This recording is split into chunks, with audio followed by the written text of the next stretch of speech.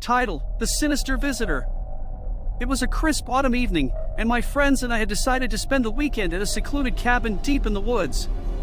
Excitement filled the air as we unpacked our bags and settled in, eager for a weekend of bonding and adventure. As the sun dipped below the horizon, we gathered around the campfire, sharing stories and laughter. The night was tranquil, the only sounds being the crackling of the fire and the rustling leaves in the breeze. But that serenity was shattered when an eerie feeling crept over us, like eyes watching from the darkness. We brushed off our unease, attributing it to our imagination. However, that feeling persisted, intensifying as the night wore on. We decided to call it a night, retreating to our respective sleeping bags inside the cabin.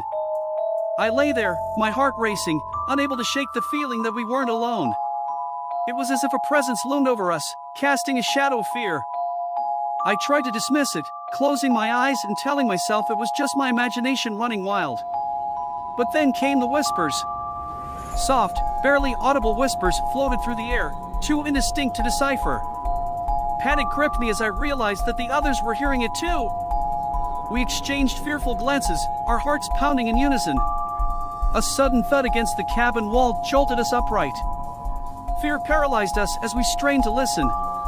The whispers grew louder, more insistent, as if demanding our attention. Our thoughts raced, and we considered calling for help, but we were miles away from anyone who could assist us. As the night deepened, the cabin seemed to come alive with sinister energy. Shadows danced on the walls, and a cold draft swept through the room, chilling us to the bone. We huddled together, our faces pale with terror, wondering if we were trapped in a nightmare. Then, from outside, came a haunting melody. It was faint at first, but it grew louder, each note resonating with a sense of dread. The melody was mournful, as if telling a tale of tragedy and despair. We strained our ears, trying to locate the source, but it seemed to come from all directions, enveloping us in its macabre embrace. With trembling hands, we managed to light a lantern, its feeble glow revealing the cabin's corners and crevices. But the melody continued, its haunting refrain filling the air. We knew we had to leave, to escape the clutches of this malevolent force that had descended upon us.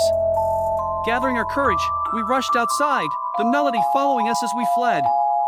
We stumbled through the darkness, guided only by the lantern's flickering light. The woods seemed to close in around us, and our breaths came in ragged gasps.